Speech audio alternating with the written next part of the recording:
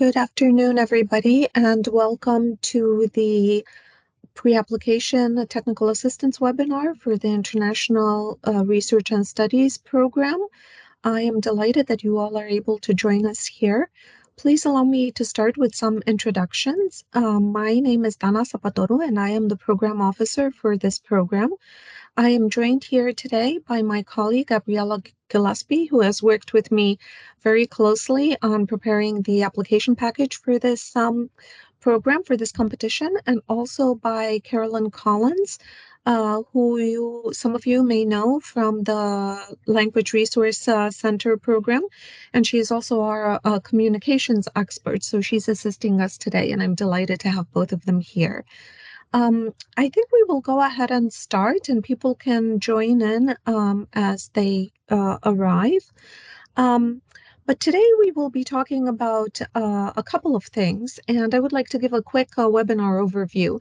So I will briefly talk about the general purpose of the Title VI program, and the funding, as well as the more specific purpose of the International Research and Studies program. And we'll talk a little bit about the IRS for short activities.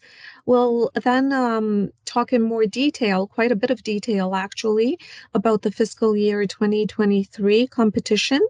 We will go over the IRS application parts and walk you through the checklist. And then we will open it up for questions at the end of the presentation. Just to let you know, this webinar is being recorded, and we will see how that goes. If we will stop the recording at the end of the presentation or at the end of the question and answer session. We'll see, depending on how many people are participating. If you have any questions along the way, please feel free to put your questions in the chat box.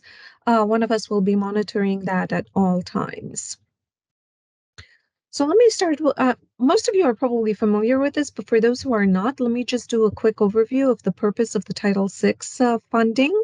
So Title VI was authorized under the Higher Education Act of 1965 and reauthorized in 2008 as the Higher Education Opportunity Act. And the purpose of the Title VI programs are to support centers and programs at institutions of higher education in the United States to strengthen capacity in area studies, international studies, and foreign languages with the ultimate scope of meeting national needs. Title VI programs also award area studies and language training fellowships to undergraduate and graduate students. They create foreign language instructional materials, assessments, and surveys, and they promote access to research and training overseas. Now, this is the broad purpose of our Title VI programs, and we offer several different specific programs that meet each of these needs. The IRS program is a little bit different in that it includes individuals in the category of those who are eligible to apply to conduct research studies or surveys or to develop specialized instructional materials with the ultimate goal of improving and strengthening instruction and enrollment in modern foreign languages, area studies, or other international fields related to education. As I was saying, among the categories eligible to apply are public and private agencies, organizations, and institutions, as well as individuals. The applications that disregard guidelines published in the Federal Register will be deemed ineligible for review, and I will talk a little bit more about that in a moment as we talk about the competition priorities and selection criteria. So before you begin, it is very important that you read the notice inviting applications to ensure that your prospective application is consistent with the overall purpose of Title VI international education programs, as well as with the specific purpose of the International Research and Studies program, and especially the absolute priority for this competition. I'd like to talk now about, let's see, the 2023 competition, and I will give this over to Gabby, my colleague, to continue. Wonderful. So for 2023, we're pleased to be able to run this competition for the IRS program. We're looking at the timeline. We want to make sure that you are submitting the application before May 12th, but by no later than May 12th, 2023 at 11:59 p.m. 1 second late and your application is ineligible, and there's nothing we can do at that point. So please make sure that you read in our application material any information and challenges they may face on grants.gov when it comes to submitting your application. There's a section dedicated to that. So I encourage you all to be reviewing the application package carefully as well. The notice, the NIA was published on March 28th, as you all hopefully have taken a look already, but if you haven't, as Donna said, review it carefully. All of the applications should be submitted electronically on grants.gov. You can go ahead and use the federal funding opportunity number to locate the application package and download it from there. We expect the award notifications to be released between late August and early September of 2023. So you can plan accordingly. And in terms of the types of what we're expecting our funding, our program funding, we're expecting a little over $1,600,000 to be set aside for the IRS program between two buckets, as we'll call them. So two types of awards. For research studies or survey projects, the estimated funds is a little over $1 million with an award range between $72,000 and $102,000. And the average award for each, we're talking about budget years, so for 12 months of $85,000, and we estimate 10 awards to be made under that category. For the specialized instruction materials projects, we have an estimated $600,000 set aside for these projects. Award range between $43,000 and $60,000. Again, that's for each budget period of 12 months. And an average award of $50,000. We estimate 10 of those awards to be made. The project period is up to 36 months. And once the application and the award is made, the subsequent years 2 and 3, if requested as part of the award, would be awarded as a non-competing continuation award based on an annual report and review of the progress that has been made. And if deemed that the award should be continued, then a non-competing continuation award would be made for the subsequent years, if funding is available, of course. As far as the grant cycle, you're looking at the IRS performance period is, like I said, up to 36 months. And this will cover fiscal years from 2023 to 2025. With year 1 starting 2023 to 2024, project year 2, which is FY 2024, covering 2024 to 2025. Project year 3, FY 2025, would cover from 2025 to 2026. Again, the grants are awarded annually, but contingent upon available funds and the grantee performance. So I just wanted to make it clear. As far as the competition format, after the closing, applications will be screened for eligibility. They will be evaluated by a panel of peer reviewers. The applications will be separated into 2 award categories. Research studies and surveys will be evaluated by a set of peer reviewers and ranked and determined ranked to determine which applications will be recommended for funding. The separate category would be the specialized instructional materials, which again will be ranked to determine which applications will be recommended for funding. As far as the peer reviewers are concerned, they're asked to provide strengths and weaknesses on the proposal as well as with each criterion. We asked them to use the full range of the scoring rubrics when assigning scores. If points are deducted, they must explain. If the scores are perfect scores, they must also explain what exactly about that particular application or section of the application that impressed the reviewer. And each reviewer will use a technical review form, which includes all the selection criteria for the program, and again, provides feedback and strengths and weaknesses of the application. So next, we're going to talk about the competition priorities and continue.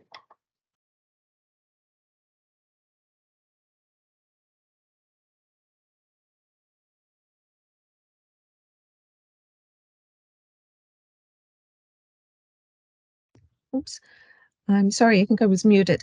The competition for fiscal year 2023 has two priorities, one absolute priority and one competitive preference priority. The absolute priority is about the type of project. And my colleague Gabby has made some references to the two types of projects, and we will talk a little bit in more detail later on about these two. But the two types of projects are research studies or survey projects, and the second one is specialized instructional material projects. So they both contribute to the purposes of the International Education Program authorized by Title VI of the Higher Education Act. And I will go into a little bit more detail about what activities are allowed under these two types of projects. What I want to say from the start is that please consider very carefully when you read the notice inviting applications whether or not your proposed projects fall under one of these two types of projects. On the forms and in the narrative, you will be asked to specify which of these two types of projects you are applying under, and that again will determine what panel you will be placed in for the different rankings of the two different types of projects. Um, let's talk a little bit about the allowable activities under the research studies or surveys projects. There are several of these, and the following constitute absolute priorities for the competition. Studies and surveys to determine the need for increased or improved instruction in modern foreign languages and area studies. Research and studies on more effective methods of instruction and achieving competency in modern foreign languages, area studies, or other international fields, or to evaluate competency in those foreign languages, area studies, or other international fields as pertaining to education. Studies and surveys to assess the use of graduates of programs supported under Title VI of the Higher Education Act by governmental, educational, and private sector institutions, and other studies assessing the outcomes and effectiveness of supported programs. Studies and surveys of the uses of technology in modern foreign language area studies and other international studies programs, and the systematic collection and analysis of dissemination of data that contribute to achieving the purposes of Title VI. Now, well, let me continue with the specialized instructional materials. This is the other category in the types of projects allowed under the current competition. So these would involve the development and publication of specialized materials for use by students and teachers of modern foreign languages, area studies, and other international fields, or for use in providing such instruction and evaluation, or for training individuals to provide such instruction and evaluation. And I need to apologize for reading out loud these allowable activities to you, but these are critical in understanding what the absolute priorities of this competition are. And please note that the International Research and Studies Program, in its more general form, allows other activities that are permitted under this program. However, they are not part of this absolute priority for this competition. So please make a note of that as you're reading through the program regulations and through the notice inviting applications. As I mentioned earlier, applicants will have to provide a description that clearly identifies the type of IRS project for which funding is requested, and you will have to specify this in Section 15 of the SF 424, which is a standard form for application for federal assistance, as well as in the abstract and in the project narrative. This competition for fiscal year 2023 also has a competitive preference priority, which allows a maximum of 5 points to be awarded if the applicant meets this competitive preference priority. So an applicant may score an additional 5 points if the reviewers deem that the application addresses this priority successfully. If the reviewers do not think so, then the applicant does not score any additional points. So it's either 0 or 5 points for meeting this competitive preference priority. This priority, let me go back. This priority consists in partnership with minority serving institutions or community colleges, and the applicant must demonstrate that the project will be implemented by or in partnership with one or more of the following entities: community colleges, historically Black colleges and universities, tribal colleges and universities, or minority serving institutions. And here you have uh, a um, a link to where you can search for the eligibility criteria for these entities that meet the definitions above. Um, there's some guidelines about how to interpret this matrix, but essentially, if you look in column AK, which is the eligible column for Title III or Title VI funding, and there's a yes in that column, then your organization or entity would meet the eligibility criterion.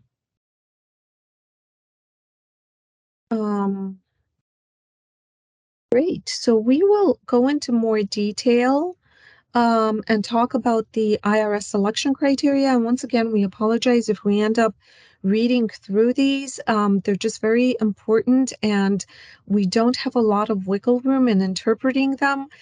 We can certainly answer any questions if you have any about any specific criteria, but let us get through these first, and then we can talk in more detail about each one of them. Great. So we'll start with the first 5. These are 5 common criteria that are used for evaluating both types of the awards. So we'll go through them individually and in greater detail. The next set of criteria, these are going to be the additional criteria for research studies or surveys or for specialized instructional materials. So we've got F through K for research studies and surveys, as well as F through L for specialized instructional materials. Both of these subcategories will add up to 55. And here you can see that the maximum points that can be awarded or earned for each of these award types. So for research studies and surveys, it's a maximum of 100 points with 40 points totals for the common selection criteria, A through E. The total points for the additional selection criteria, K through F. F through K is 55. Competitive preference, a total of 5 points for a total of 100. And similarly, for the specialized instructional materials, you're looking at 40 points for the common selection criteria. Total points for additional selection criteria, F through L, is 55. Competitive preference at 5 points, again, for total maximum points of 100. So now we'll get into the specific criteria. For the IRS common criteria selection, so we're looking at the quality of the plan of operations. That would be up to 10 points. The plan of operations reviewers read your plan of operations. They may award up to 10 or down to 0. When looking at the plan of operations, you're looking for high quality in the design of the project. Make it, you're also looking at an effective plan of management that ensures proper and efficient administration of the project. Is there proper oversight? Is the management plan effective? Do you illustrate from year 1 to 3 the program content, financial management, as well as internal controls to make sure that your project is going to run effectively? For the third sub criterion, you're looking at a clear description of how objectives of the project relate to the purpose of the program.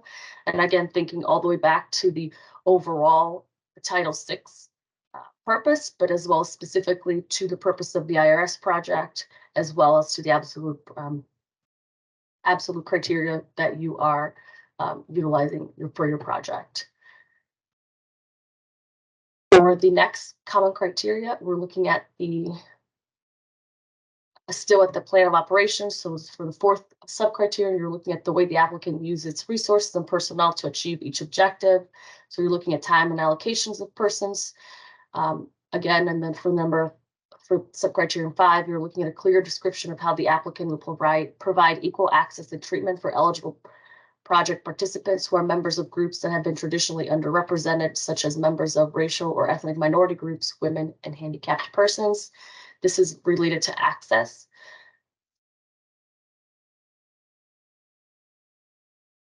For the second subset, or B, the equality of personnel. Again, this is a IRS common criteria across both award types. This is up to 10 points can be awarded for this section. You're looking at the quality of the project director. If one is to be used, IRS projects will often have researchers as in lieu of a project director. And so you're looking at the qualifications for also each of the key personnel to be using the project. In the case of faculty, the qualifications of the faculty, the degree to which faculty is directly involved in the actual teaching and supervision of students.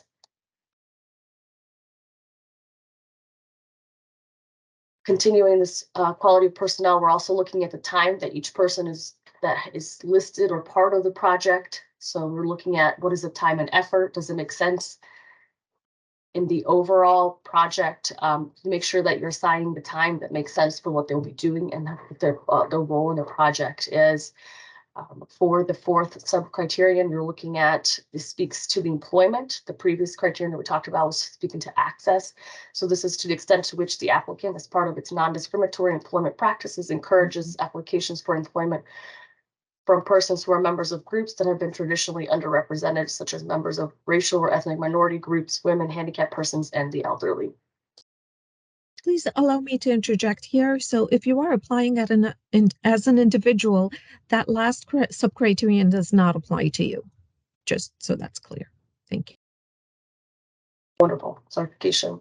So moving on to the next criterion, we're looking at budget and cost effectiveness. This is up to 5 points. We're looking at scale, balance, and cost effectiveness, appropriateness. So the secretary looks for information that shows, one, that the budget of the project is adequate to support the project activities, and two, costs are reasonable in relation to the objectives of the project. I want to take a moment and say here that the amount that you're requesting to fund your project is important for consideration, because that cannot be changed once an application has been received and if it is funded.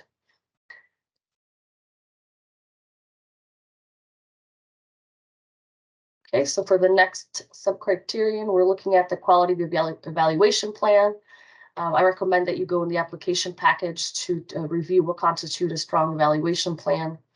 You should present a plan that you have thought out of your entire project. If you're looking at multiple years, underscoring and understanding at what time does it make sense to conduct an evaluation? Is it in year one? Is it 6 months in? Is it on an yearly basis? So the secretary looks for information that shows methods of evaluation that are appropriate for the project, and to the extent possible are objective and produce data that are quantifiable.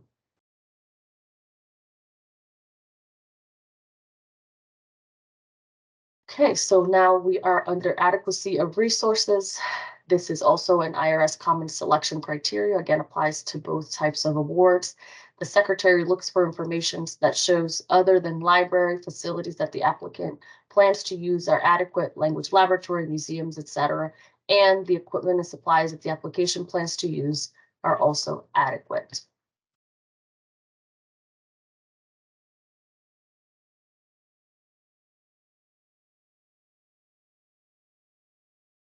So now we will move on and talk about additional selection criteria that are specific to the two types of projects. You will see, if you refer back to our table that summarizes the selection criteria, that A through E are common for both types of projects. Thank you. And then F through K or L are specific for each type of project. Now you will see that F is the need for the project.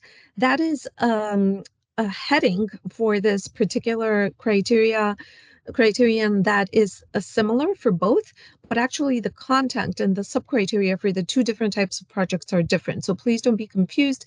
In any case, you're not applying for both types of projects at the same time.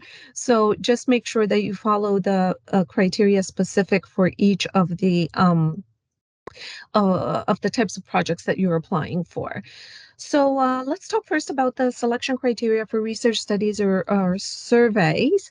I will not read out the points because you can see them just as easily on the screen. But the first one for this, for the need for the project, we will be looking at, or I should say the reviewers will be looking at whether or not the proposed project is necessary in the field of study on which the project focuses, and that the proposed project will provide information about the present and future needs of the United States for study in foreign languages and international fields. Let's see, just a second. Let me switch here. Great. The next criterion is the usefulness of expected results. And the secretary will be looking at the extent to which the results of the proposed project are likely to be used by other research projects or programs with similar objectives.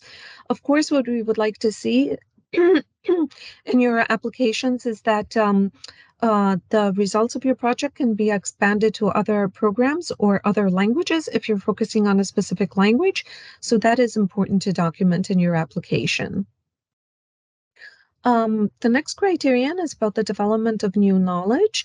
As with any kind of a research project, we would like to see that the proposed project is likely to develop new knowledge that will contribute to the purposes of the Title VI programs.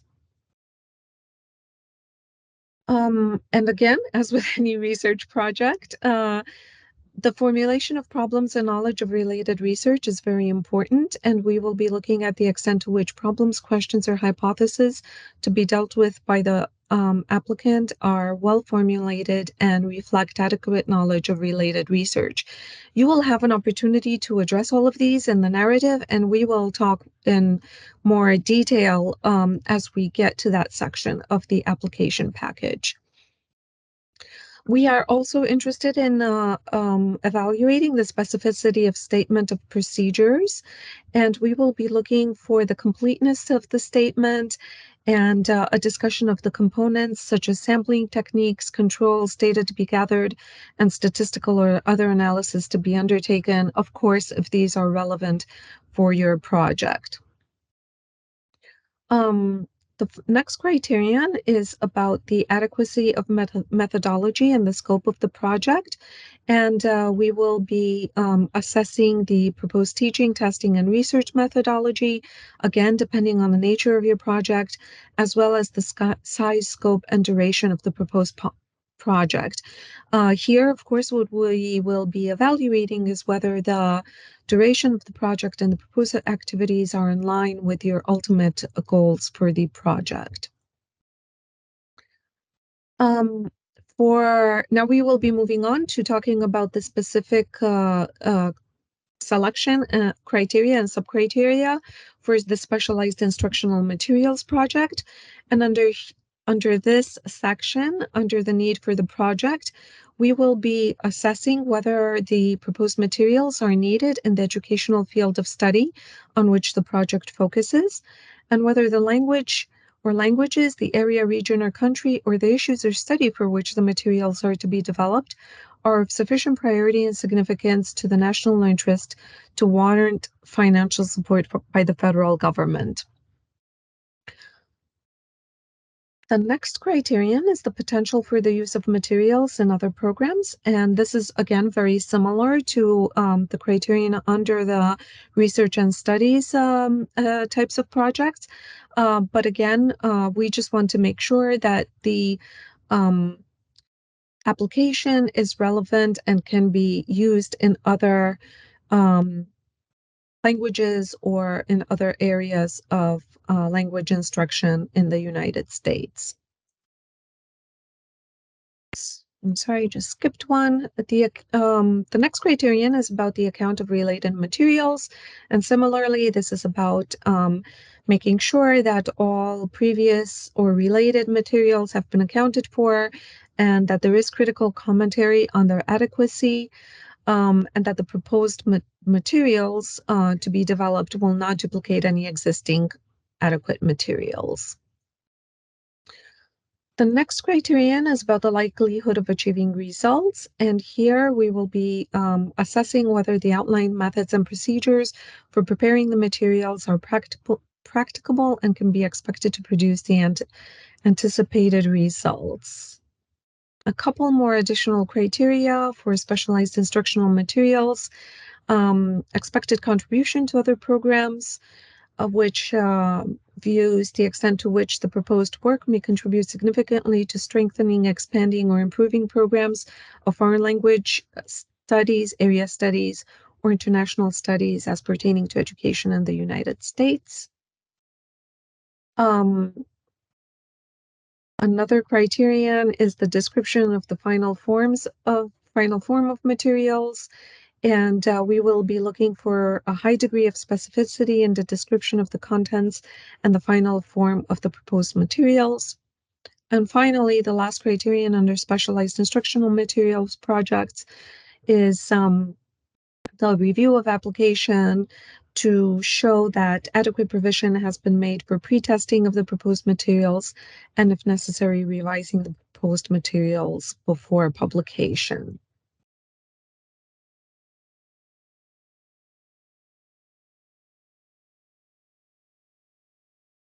Okay, now we'll move forward and talk about the IRS application components. So the application components include standard forms. That's application for federal assistance, SF-424, the Ed supplemental information, SF-424, the Ed summary budget form, Ed-524, assurances and certifications, and we'll go through these one by one as well. For the IRS application components continue, we have abstract, narrative, budget, and appendices. The project abstract is where or known as project narrative. You are going to address the selection criteria, including the absolute and competitive preference criteria, as well as all the criteria that was mentioned just previously, depending on which award type you are applying under. You include also a detailed line item under budget narrative, Ed 524 Section C, and for appendices, CV, letter of support if necessary, project timeline, optional, bibliography optional, and certification of eligibility, which is required only for individual applicants. In terms of the IRS component application, there's a checklist that is available on the application package. Please note that there's some discrepancies, or it's just laid out differently of which forms are to be submitted. If you're looking at the information that is on the grants.gov website versus how it is submitted in the application package checklist, the forms are the same, they're just organized a little differently. I just wanted to note that here so that you are made aware. In terms of the parts in grants.gov or G5, this is information that you will be requested and required to include. Again, just a list for you to have. And some standard forms, assurance, and certifications. For the application for federal assistance, SF-424, this is where you include the cover page. This is where you identify the applicant. And in section 5, this is really important. In section 15, excuse me, is when you mention the type of project for which the applicant seeks funding. So in this case, you're looking at research studies or surveys or specialized instructional materials. Again, I want to say this again. So this is the section 15 is where you identify your project type. It's very important that this be clear because that is how the applications will be separated for review and scoring for the panel reviewers. Continuing, you've got supplemental information for the SF-424. This is information about the project director, for new applicants, human rights research, human rights subjects research, etc. You have the budget summary, section A of that of Ed 524. And then you have the Ed General Provisions, Ed General Education Provisions Act, the GEPA section 427. And so you're required to write a narrative addressing, requires each applicant for funds or other than other than an individual person to include in its application the description of the steps that the applicant proposes to take to ensure equitable access to and participation in its federally assisted programs for students, teachers, and other programs beneficiaries with special needs. This provision allows applicants discretion in developing the required description. The statute highlights 6 types of barriers that can impede equitable access or participation: gender, race, national origin, color, disability, or age.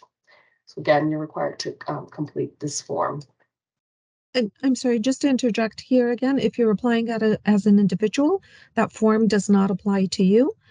If you are not applying as an individual and you are applying as an entity, then please note that an applicant's non-discriminatory hiring policy is not sufficient for this statement. You must address every criterion properly and show how you are planning to implement the General Education Provisions Act. And finally, additional assurance and certifications that are required as part of the IRS application package. So you have the SF424B, which is the assurances for non-construction programs. This is used to assure compliance with statutory requirements for non-construction grant programs. The ongrants.gov lobbying form is a certification regarding lobbying, and an optional form, the SFLLL, for lobbying, the disclosure of lobbying activities.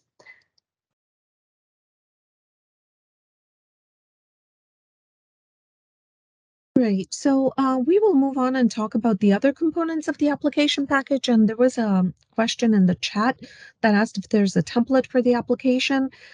This is the template. Basically, you need to submit and produce all the different components that we showed earlier in the slides. Please feel free back to refer to those. And for the narrative, which is the biggest part, the biggest chunk of the application, and of course the most important, we would strongly recommend that you follow the selection criteria, the order of the selection criteria, and address each one of those in turn. You can make headings for each criterion and put your narrative under each heading. That will make it very easy for the reviewers to follow and to score your application. But let's talk about each of these in turn. So the abstract introduces the peer reviewers to the project that you are proposing for this fiscal year. It should clearly describe how your proposed project activities are consistent with the IRS program purpose and how they meet the absolute priority of this competition. Again, I cannot stress enough how important this is. If you do not, if your project does not fit within one of the allowable activities under the absolute priorities, it will be deemed ineligible for review. The abstract should also include a summary of whether or not your application addresses the competitive preference priority. It should include a very brief description of the project methodology and of the anticipated outcomes and impact. Again, very brief. We recommend that you keep the abstract to no more than 1 page. Again, the abstract is not counted in the 25-page limit, so keep that in mind if you feel like you're running out of space. And also, if you need more space on that 1 page that we recommend, you can also use single spacing for the abstract. The budget is important. So let's talk a little bit about that. It requires a little bit of work. There are several components to the budget, several elements. One is the Education Budget Summary Form, also fondly known as ED 524. We will be working a lot with this if you are awarded funding under this program. It's a standard budget form for most of our programs at the International and Foreign Language Education Office. So that would be the summary page. The detailed line item budget, which is section C of the same ED 524, and the budget narrative go into much more detail for each line item, and we will be talking about these in turn. So there are 12 different categories under the Ed 524 form. Not all of these apply to the International Research and Studies program. So you will see Section 7 and Section 11 do not apply to the IRS program, so we do not have any construction costs or training stipends. In fact, funds may not be used for the training of students and teachers under this program. So please make sure that you do not include any kind of funding requests under these two lines. I think the first categories are pretty straightforward. We will again talk in more detail about each of them. But the indirect costs are the ones that are a little bit tricky. And I would strongly encourage you to follow the instructions at the bottom of this form to calculate the indirect costs for this program.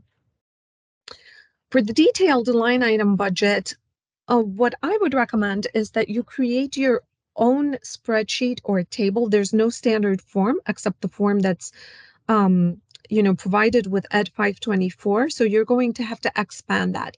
And under each of the broad categories that we talked about in the previous slide, we would like you to put in line items that describe funding requested for each particular type of activity or particular type of expense. Please do not use codes that are unique to the institution. Stay within the categories provided by Ed 524. So as I was saying earlier, I would recommend that you start with an Excel spreadsheet using these broad categories, add line items under each category, and then convert this to a PDF to be able to upload to grants.gov. This will come in very handy because we will be using this same spreadsheet for reporting purposes and to track your progress if you are awarded funding under this program. So you will have a head start with that. What reviewers also find useful is if you add a column at the end of this spreadsheet to cross-reference expenses requested under each line item with different activities in the narrative. So then they can track easily how the two relate and how the budget meshes with the narrative. Also, as we mentioned at the beginning of this presentation, the International Research and Studies Program is a program that competes every 3 years and awards funding for 3 years, for up to 3 years. However, if you are interested in applying for funding for less than 3 years, that is also possible. So you can present the funding for 1 year, for 2 years, or for 3 years. We recommend if you're applying for full funding, make sure to present the funding requested for each year on the same page. So track all 3 years as you move across the years. Again, this allows the reviewers to see how the project will evolve over the 3 years or less of the project. And it's a little tricky to figure out what the exact correspondence is between the fiscal year and the project year and the calendar years, but this should give you some guidelines. So project year 1 is 1 year from the start of the project to the end of the 12 months after your project started in that year. For the expenses that are included for funding in the detailed line item budget, please keep in mind the following. You must ensure that all costs are necessary for conducting the project, consistent with the activities presented in the program planning, and of course, with those under the IRS program, allowable under the program regulations, allocable to the federal award, and reasonable. And you have a couple of definitions here for what allocable and reasonable costs are. So please feel free to read those and let us know if you have any questions. We're also including in these slides some selected budget definitions. Again, we think most of these are pretty straightforward, but if you need a refresher, please feel free to consult the Code of Federal Regulations, Part 200, which has all the provisions regarding the costs that are allowable under this program. And I will not read through these. The slides will become available and will be posted on our website shortly. So please feel free to refer back to these. And a lot of these definitions are also in the application package. So please feel free to consult that as well. Um, Let's see. Under travel costs, somebody was asking, I noticed in the chat, if international travel is allowed. Yes, international travel is allowed. There are a lot of regulations governing both domestic and international travel. Again, feel free to consult the Code of Federal Regulations or feel free to contact us so we can discuss what is allowable under our programs. I guess one thing that I wanted to point out here is equipment. So that has a very precise definition. It is allowed, including it in the cost and expenses of the project is allowed under our program. Just please note that there is a very specific definition as personal property having a useful life of more than 1 year and an acquisition cost of $5,000 or more per unit. Great. We will talk about a little bit about appendices and attachments. I guess before I move into that, let me talk a little bit more about the narrative because we haven't really, again, the narrative is really you're addressing the selection criteria.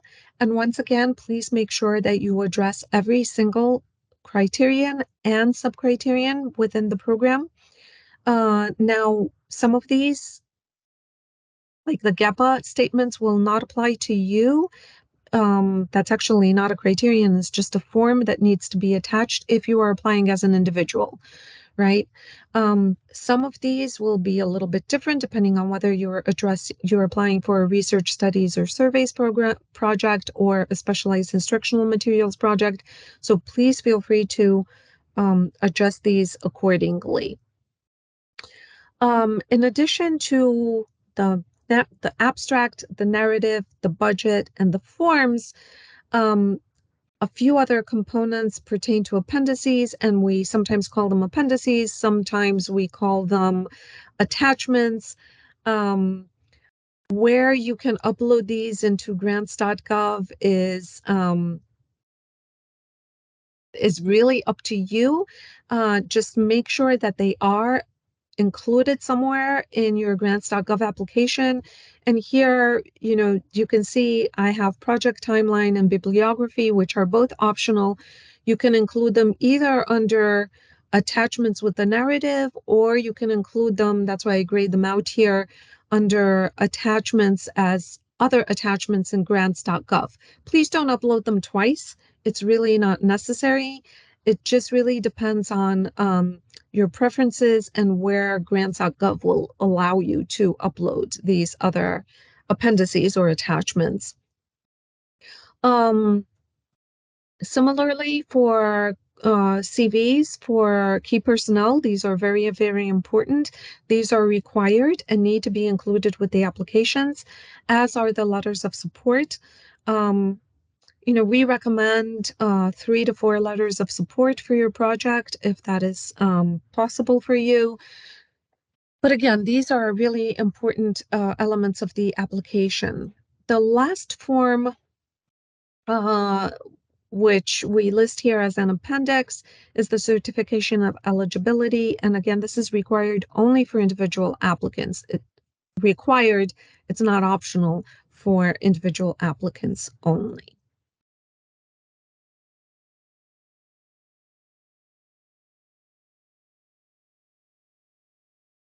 Donna has stated some of these already, but we'll go ahead and go over before writing. Make sure you're reviewing the selection criteria. Make sure you're going to grants.gov and looking at the applicant info page and the budget instructions, the NIA program statute and regulations, and of course, somebody already asked here today, reviewing past successful proposals for currently funded IRS projects, which can be found on our website as well. Additionally, to reiterate, we really want to bring this point home, is to address all the criteria and all the sub-criterion for each of the sections, and to the extent possible to follow the sequence listed in the application guidelines and label appropriately, so that the reviewers don't have to find or to look for your information, that it's easy for them to score. Limit your narratives to the activities that you're seeking funding for, and summarize each proposed activity and how it increases or how it impacts the program. Describe in detail how your program will accomplish and who it serves. Cross-reference your budget narrative with page numbers. That's helpful too. So if when you're writing each budget line, you could say which page from your narrative is that activity that you're proposing to spend on listed as well. If there's a need for acronyms, or if you're referring to a lot of different acronyms, please provide a list if appropriate. And again, we'll reiterate that the application deadline is May 12th, 11:59 p.m. And we strongly encourage you not to wait till the last minute in case you do encounter some technical difficulties, because there are no, your application won't be eligible if it's late. In terms of program contact, Donna's information is listed as well as mine. You're welcome to reach out to us if you have any further questions between now and the application closing. And with that said, I'm going to just share the next slide for 1 second. So here are the ways for you to connect with us more generally. If you're already not signed up to our newsletter, you should, to find out about our programs and also future opportunities, as well as our Twitter. And as Donna said, this recording will be posted on our YouTube channel. We're going to go ahead and stop the recording to allow folks that are here today to ask us additional questions.